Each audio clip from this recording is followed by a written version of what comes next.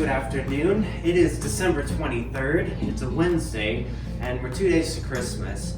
I have the day off from work, so I'm going to take advantage of this time and this daylight here to get a few things done in the house today. Demolition has been a long process. We're pretty much 2 months into the renovation here, and I hope to be done with demolition in a month. It's taken a little bit longer than I expected. But the last time I was here, I took off everything on this wall. I want to do some more cleanup today. There's cobwebs and various things, and I'm waiting on a few different larger projects, such as my engineering blueprints and some HVAC quotes, before I'm really ready to just move ahead with the entire project. But while I clean and things today, I'd like to talk about some of those projects, so let's see what they are. The first project to talk about is going to be the relocation of the stairwell. This stairwell here is kind of blocking off the kitchen all the way through to the living room. Relocating it will be really nice because it'll create an open space. So the question for a long time has been, where do I put this staircase? There's a few structural elements to consider. For starters, this staircase goes all the way down into the basement, and it's not supported by load-bearing walls, but there are walls underneath on the sides of the staircase that do support this entire structure all the way up to the roof, which has a couple of purlin braces. Removing that staircase is going to mean relocating, taking out these purlin braces and supporting them with a really sturdy beam going across. That's something I need engineering blueprints for, and I'm working on getting those. So if I can take this out, cool.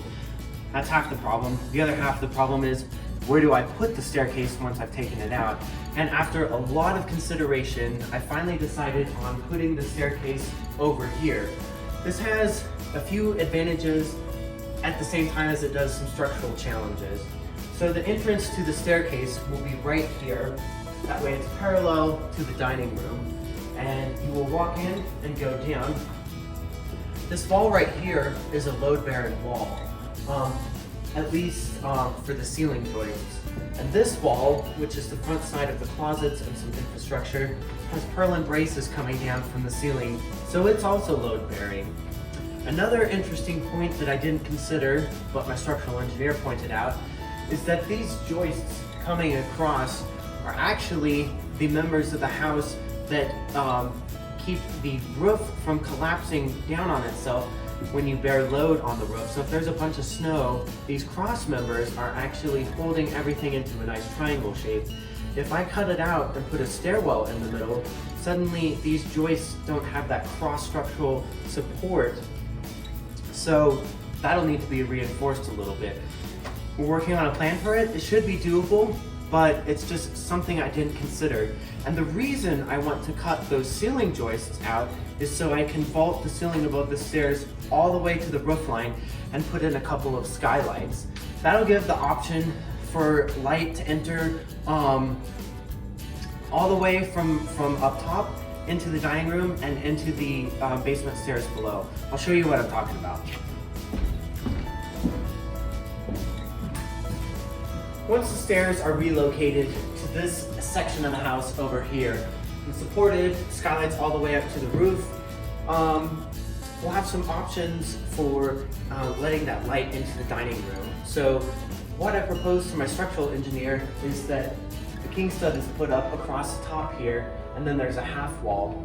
The back wall of the stairs will be a solid wall all the way from the roof all the way to the basement. What that will do is create an office or a small bedroom in this area back behind, and on the front side with this half wall, it'll let light in from the skylights, and the same thing downstairs. The back wall will be a solid wall, but the front side of the staircase will be completely open, potentially with the supporting stud at the very front of the stairs. But that will let light all the way from the skylights down to the basement. So fingers crossed, I will hear back next week. Obviously this week is Christmas, but next week I'll hear back and I'll know if I can do this staircase modification. Worst case scenario, I can't make any structural changes and I have to keep things as they are. which will be okay. I can still make this really nice, but this staircase, if I can relocate it, it's going to be a very nice feature of the home, and fingers crossed I can, because all that natural light, opening up this kitchen to the living room, it's going to make things so much nicer, and it'll really feel like a modern home. Before I can do any of these staircase changes, however, there is one more pressing matter, and that is with the foundation in the basement. So let's go downstairs and I'll show you the nightmare project that I might have to deal with. As you can see, I have a crack in my foundation. In a previous video, I mentioned that I have engineering plans, which I do, to fix this crack. However, the solution proposed to fix these cracks is basically to drill holes in and put metal anchors in every 18 inches or so. When my structural engineer was out here to give me a quote on making the staircase changes and the skylight changes, he noticed this crack and he asked me about it. And I told him, yeah, I've got some blueprints to fix it. And he asked me about the solution. We got to talking about it, and I learned a lot about foundations. Now, I am by no means an expert, but with a $100 laser line level, he showed me some really cool things. Well, cool in the sense of it's neat to understand how this works, not cool in the sense of, oh, this is going to be expensive to fix. And as a DIYer, we talked through it, and I think we have a plan. I'll let you know in the next video when I hear back. But here's what's going on. When you project a laser line vertically, you can measure the wall at the bottom, at the middle, and at the top.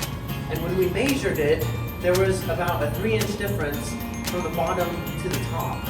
And unfortunately, the difference is in this direction. So the wall is actually caving in.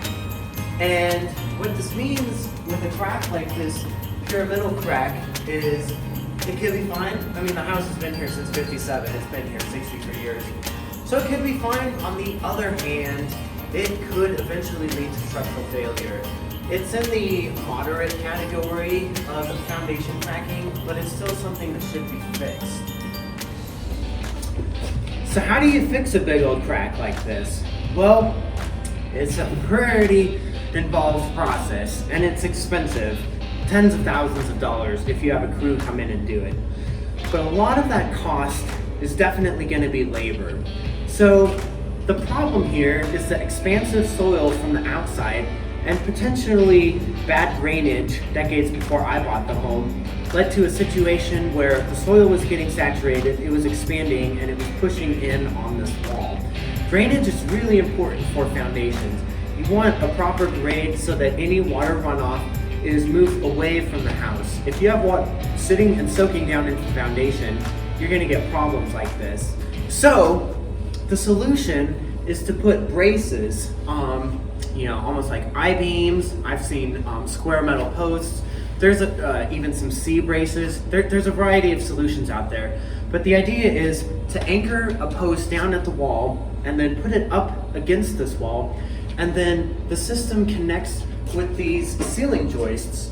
And what happens is there's a screw at the top, and it actually pushes these braces in against these walls and really stabilizes them. The cool thing about a foundation is that these walls are actually sitting on a footer, and then the floor that I'm standing on, the concrete slab, it's independent of the walls and the footer. So the floor is really floating on the foundation, whereas these guys, these are the load-bearing members. What's good about this system is the footers go much deeper than the slab, so I can anchor my beams into the slab and they will effectively just push up against this wall and keep it from caving in. But that's only half the battle. The other half the battle is I can push in all I want, but if there's a lot of expansive soil behind this wall, I probably can't get the walls to go anywhere. So what I have to do is excavate all of the outside soil all the way down to floor level and seal these cracks from the outside and from the inside. And while I'm at it, I'll probably put a proper tar coat on and probably some kind of building wrap. So that is going to be a major project. But I've talked to my structural engineer and I said, hey, I'd like to do this myself because the labor to do that is quite expensive. And I found a few products for these braces and things, Luckily, my joists are going in the direction that I need them to go in for this kind of brace. If I'm going perpendicular to the direction of the floor joist, I need to put in some more cross members so that they can properly brace for the load of pushing the walls back out. But I wasn't expecting to have to deal with this problem. When I bought the house, I saw this crack. We kind of talked about it, and the general consensus was, it'll be okay. You don't have to deal with it right away. But since I'm going to be doing a full renovation, including moving structural members upstairs, my engineer said that it's actually a liability if we don't address these before I start changing structural components, especially putting skylights in and moving purlin braces and doing some of the things I want to do. So this is a gotcha, and this is definitely a gotcha, but it needs to be done, and I'll show you another couple of places in the basement this also might need to be done.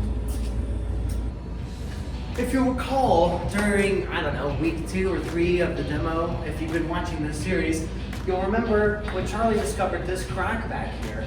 Now, luckily the floor against this wall, this is actually the south wall, it's level from end to end. We've measured level. The north wall, interestingly, is a little bit lower, about 1.5 inches lower on the, let me get my directions right, east end, and about 1.5 inches higher on the west end. So on the north wall, it's kind of doing this. On the south wall, it seems to be level. However, you see this big crack here. What we have going on just behind this wall here, just about behind this old theater screen area, is where the sun porch is, and everything from the crack onwards is outside. And when we go outside, we can see that the dirt is, it looks like it's, there's a sidewalk. It looks like things are sloping towards the house a little bit. And that's fairly consistent with the stress fracture. This part has shifted inward, and the crack moves along the building that way. So this is another crack. This is the second most severe one. I might have to work on this one as well. These two, I think, would be the major cracks that I have to deal with. But those aren't all the cracks.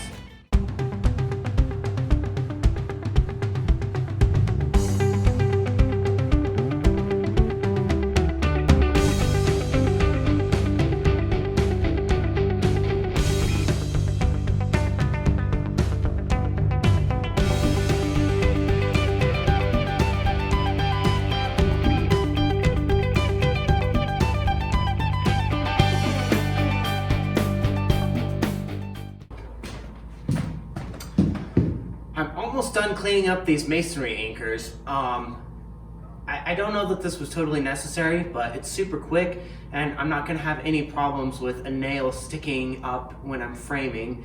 Also, I don't know that this will make a difference, but insulation, it's not going to be poked away from the wall by a nail. Again, probably not a problem, but hey, I'm going to have a nice, good, tight fit of everything. I have the bathroom to clean up, and like 10 anchors over in the dining room, and then the walls are clean. I'll vacuum them after that.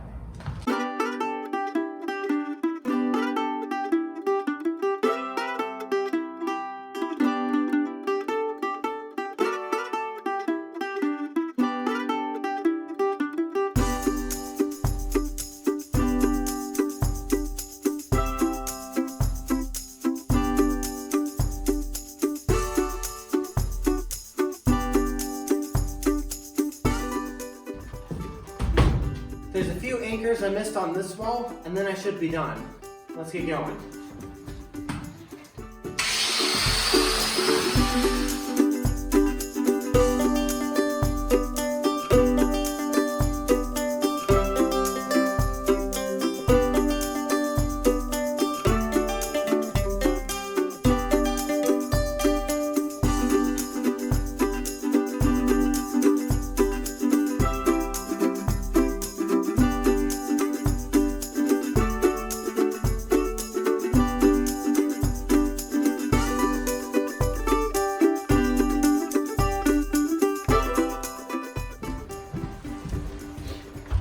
Just when I thought I was all done, I realized I haven't done the perimeter of the ceiling in the kitchen, so I'm gonna knock that out real quick too.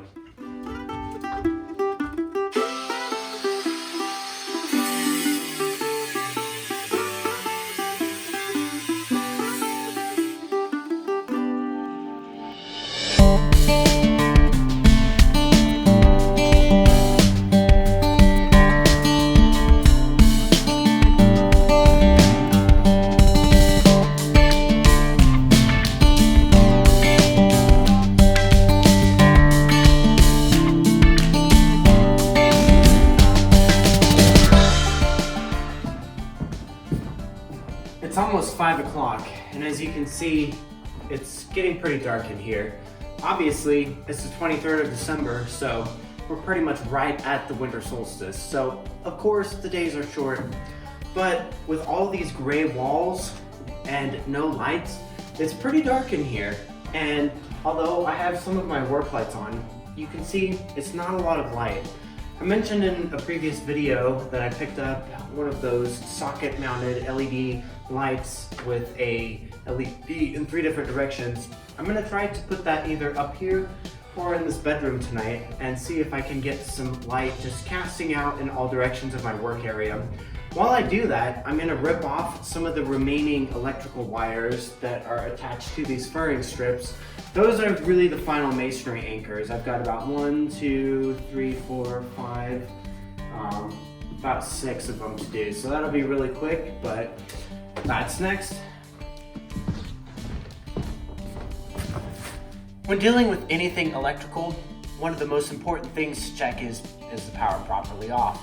Ideally, I could do this work in the day when there's sunlight, but tonight is the night I have, so we're gonna do some electrical. I've got an outlet tester, and if I plug it in, light lights up, so that's a first indicator that, hey, we've got power here. One light means there's an open ground, which I actually knew about. Most of this wiring either doesn't have the ground or the ground's not connected. So one reason I really want to replace all the wiring in this home is so I can have a proper ground on every outlet and light switch. Now, what about places where I don't have an outlet to use an outlet tester on? Honestly, my go-to tool really is this guy. My dad got it for me for Christmas years ago, and it's just a standard electrical current tester, and you can see we've got power. So I'm gonna go make sure I've got everything killed, and then I'll start in on this.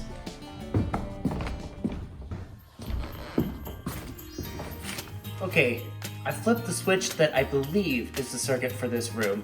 One thing weird about this house is the circuits, there's not a lot of them, and they're shared between many rooms. I believe this outlet is actually on the same circuit as the garage, which is one of the reasons I got a large breaker box for the replacement. I want to have a circuit for each room and properly labeled panel so that when I shut a panel piece off, I'm pretty confident that I've shut the right room off.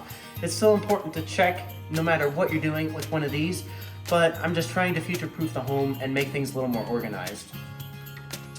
As you can see, my current tester isn't showing that there's any current, and if I plug in my outlet tester, lights no longer light up, so it looks like I've got this killed.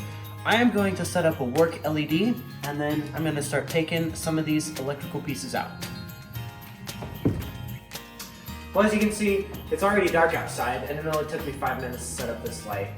So I'm going to start taking out all of these outlets on the exterior walls so I can remove these furring strips and remove the final masonry anchors. Ideally, I'd be able to gut all of this cable today in the entire house, but I want to leave a few outlets as work outlets. Everything's pretty tightly integrated at this point. For instance, one thing I do when I'm taking out an outlet like this is, 1, make sure it's off, and 2, trace to where it goes. This one comes all the way across, down this beam here, and connects to an outlet. This outlet continues on into the bedroom and has a third cable that continues on down into the basement. So, in a perfect world, this wire would follow back to the breaker box, and I could just either terminate it at the breaker box or terminate it right before and put some wire caps just so it's nice and sealed off. However, since I want to leave some interior outlets without totally taking down all my work lights downstairs, I'm just going to trace this back to as close as I can to the breaker box, which happens to be right outside this outlet. And just for the sake of speed and simplicity, I'm going to cut it off about 6 inches above the outlet, put some wire nuts on each of the wires, and call it a day there.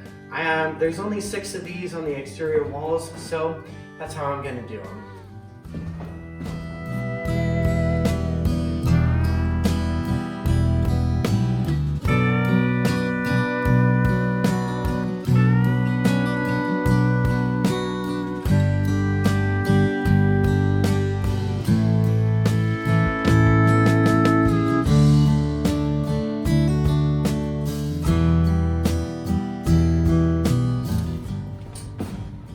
And just like that, our electrical's out. I'm gonna go ahead and do that on the remaining locations. And yeah, all the external walls should be done. Something that I'm finding as I do this, it's really important to return your tools to a common area when you're doing a job. When it's dark, when you don't have a lot of light, you're gonna misplace tools. I've seen in a few YouTube videos how people will set a tool on a rafter when they're working up there, and someone else will say, you know, that's a great way to lose a tool, and it's so true. I'm always, you know, at the beginning of this project, I was always walking around like, where did I put it? But if I just choose a common location, I find windowsills are great. Probably a tool bucket would be even better, but just some common area where I use a tool, I set it there. And it might be a couple feet away, but I always know where my tool is, and I probably spend less time just walking a couple feet to put a tool down than I do walking around the workspace trying to figure out where I put it. All right, let's take out the remaining electrical. The next project to tackle is removing all the electrical from the kitchen. I've checked all the lines, including these ones that go across to other rooms, in case I accidentally clip a line. Every single line is dead. I want to point out a couple of crazy things in this room. I can put the camera up into the rafters here. That electrical box there had about 6 different wires coming out of it. I'm reading up on code right now. I can't imagine that was up to code though. And this box here, you know, it's just, you can see it's old and a lot of the wires are pretty frayed, and a lot of this just looks like a fire hazard, so I'm really happy to be taking it out. I'm gonna poke up above the ceiling just one last time, give you a shot of what's up there. And so, let's get cracking on the kitchen.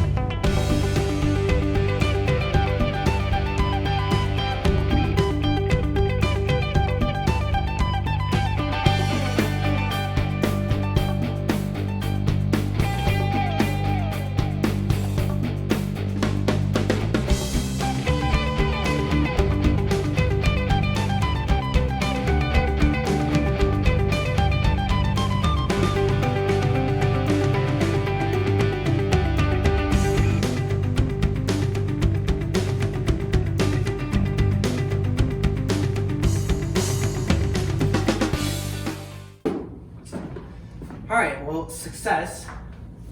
I've got all of the electrical gutted out of the kitchen, and out of that entire circuit, one wire continued on into the family room here. And so I've got it connected to this socket. Everything's working good. I've got everything capped off, so it's nice and clean in the kitchen. But since this light is working nicely, I'm gonna try and pop in this Beyond Bright LED, and I'm curious how much brighter it's gonna be.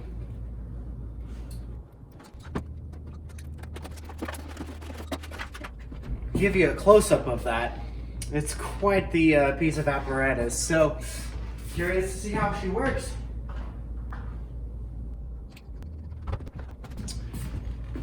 All right, moment of truth. By the way, I should point out, there's no light switch anymore. I mean, the breaker box is the light switch, so just gonna thread this on and we'll see how she goes.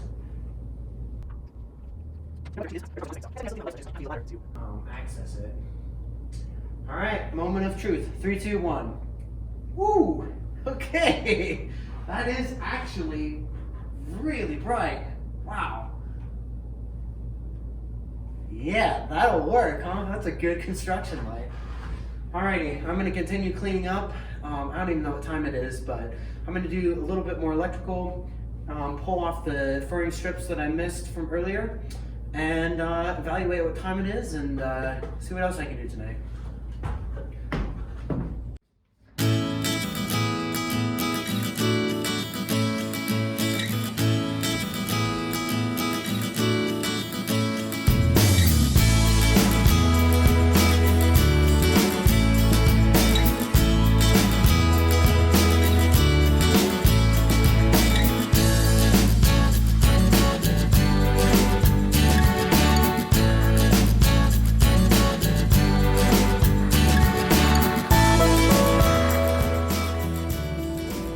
it's been a really productive day.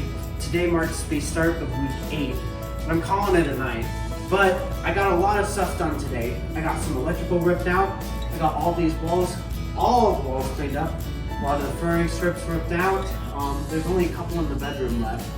It's amazing how many parts there are to a house. You know, when I said it'll only take a month to demo, I wasn't actually including the wiring and the plumbing in that. So I'm happy to finally be getting into the phase 2 part of demolition.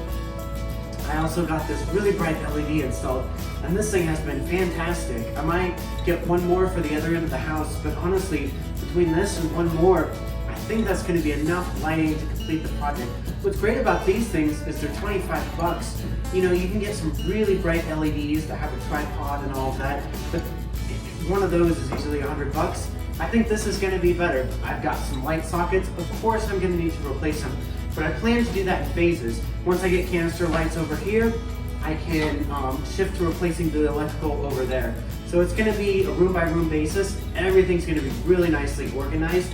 Also tonight, I vacuumed some of the walls, as you saw, and so I'm just trying to keep up with the momentum of clean as you go. I think it makes a huge difference. Anytime I see a nail, a piece of scrap on the ground, whatever, I put it in its respective scrap pile. I'm going to show you guys this little jar. It's probably hard to see, but this is full of nails and masonry anchors that I've ground off. So it's getting pretty full. Probably can't recycle it. Well, maybe I can recycle this, but it's just kind of fun to see them accumulate. So with that, I'm going to be back here first thing tomorrow morning. It'll be Christmas Eve tomorrow morning, so it's a really fun time of year to be working. It's a little bit cold in here, but other than that, listening to some Christmas tunes, just getting stuff done, and it's been a lot of fun. We'll see you tomorrow.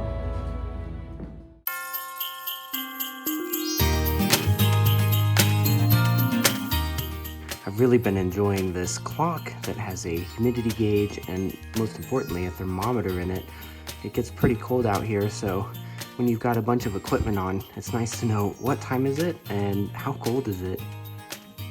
Something I always do before I leave is shut the water off to the whole house and then open up this one final sink and just let the water drain out.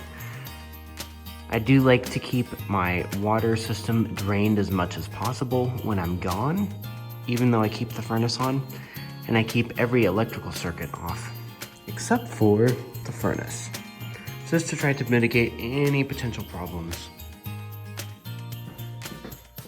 While I was doing demolition a few weeks back, I popped one of my dolly tires, and I've got a table saw coming in a few days that I'll definitely need this dolly for. So I'm hoping I can actually patch this tire and keep it as a spare.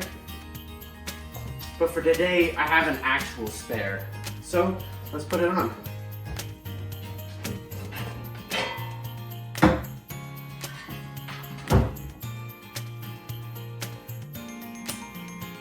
Okay, now that that's started, I'm gonna finish it off with one of these plastic rings and a hammer.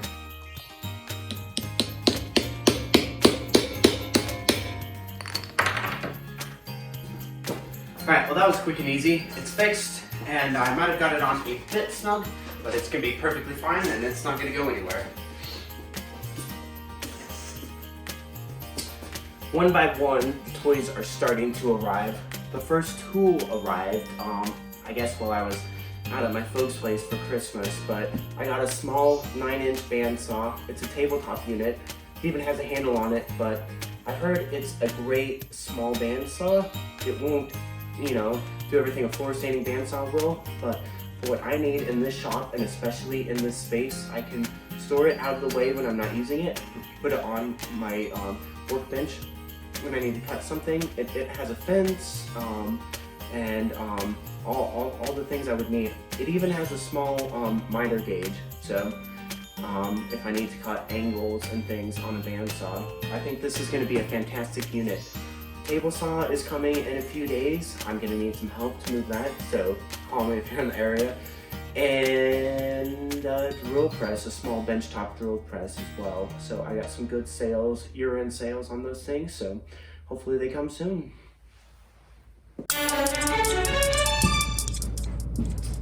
Good morning. It's a snowy day here on Iris Street, and I've just had a third HVAC contractor come out to give me a quote on replacing the HVAC system. This guy seems like the first guy that I'd really want to work with. I liked a couple of the other ones. They're super professional, super nice, but one I didn't hear back from, and the other one said they couldn't do any work right now because of COVID, which I do understand. I respect anyone's need to, distance or whatever. But this guy seems great. He's been doing, flipping and HVAC work since he was 15, and his prices are great. Super smart guy, and just enjoyed chatting with him. So it looks like you'll be able to get materials for about the cost I priced them at through him. Just when I was looking at doing this myself. So one reason I like this guy is he's not marking me up on materials, which, hey, I honestly respect that. Like, a lot of companies are there just to make money, and I can tell this guy, he's gonna make money, but he's been real honest and upfront. He gave me prices right out the box. It looks like it'll be 8 to 9 grand to do this whole system. That includes labor and materials, and the only other thing I'd have to cover is inspections. But hey, that's awesome. Here's a guy who's shooting straight from the start. He's telling me, even on the phone, hey, here's what I think it's gonna be. And he guessed pretty accurately what the other people quoted me at. So,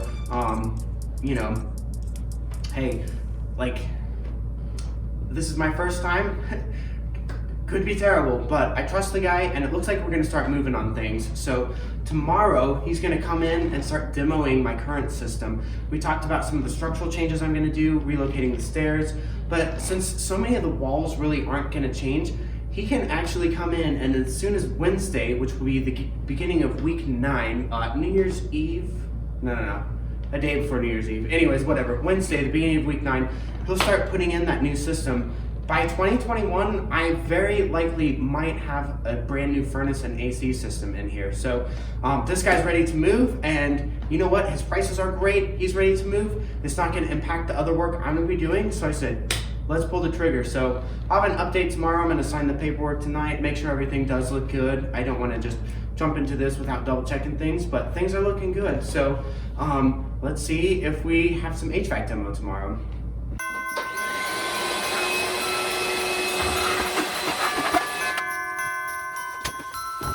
All right, now we get to have some real fun. The bandsaw arrived while I was gone for Christmas, and I'd like to make sure that everything is in good repair, and so I'm gonna crack it open and see how she works.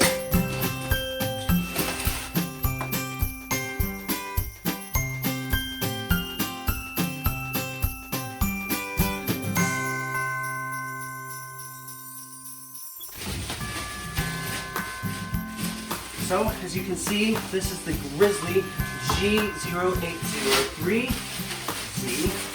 and it's just a nice little 9-inch bandsaw. I think this is going to be fantastic for this small shop, and so I'm going to get it set up and we'll do a couple of test cuts.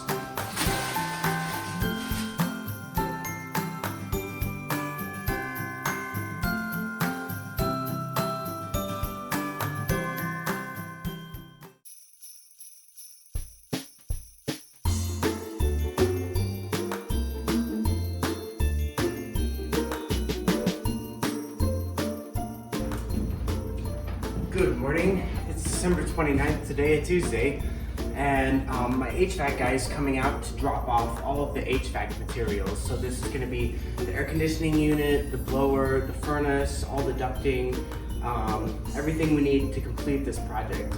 I did a lot of thinking last night and stayed up a long time kind of thinking about what's the best way to proceed. The HVAC crew was ready to go ahead and just put this thing in this week, but I decided I'm gonna hold off on the installation. It's what I've been planning to do, and I'm happy that I decided to hold off. There's a few reasons I want to hold off. Number one, I just want to have all the structural changes approved and completed before I put HVAC in. That way I can do my returns right the first time. The supply lines, I'm pretty confident that there's no problems going ahead and putting those in, but that's issue number one. Issue number two is foundation stuff. I want to get anything with the foundation fixed before I put anything else in. There's obviously the slight chance that things will move a tiny little bit, and I want things to be in place and settled before I put, windows and duct tucking in anything else in. Probably negligible, but just one last problem I'm gonna run into. And last but not least, electrical. I have some people coming out this week to install my 200 amp service, and so I just want to have all of that infrastructure in before I start connecting new furnaces to anything. I'd hate to connect the new furnace to the old panel and have to reconfigure the line. Again, probably negligible, but it just seems like it would be nice if I can do structural, foundation, electrical up front. By that point, boom, I'm ready to start putting everything back together. HVAC, all my electrical lines, any plumbing changes, get those rough inspections done, start moving on to drywalling. So I'm hoping to start picking up speed in the next couple of weeks, but for today, it's just gonna be some light work around the house, HVAC stuff coming, and we'll check in again when that stuff's here. I just did a practice cut on the bandsaw here, and this thing works fantastic. It cuts really smoothly and cleanly, and I mean, I'm not cutting very hard, thick wood, but it looks great right out of the box with a couple of tweaks I made yesterday. So let's see a couple of shots.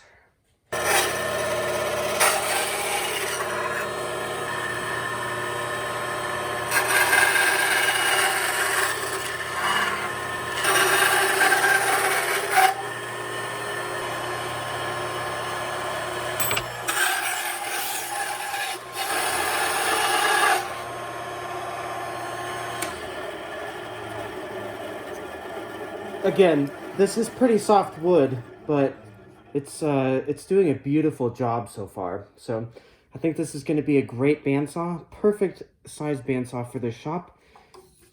That's all for now. One last bandsaw thing I should have done in the previous video. This 2-inch port works perfectly with my dust collection system. And there we go, just like that. We have vacuum to this power tool.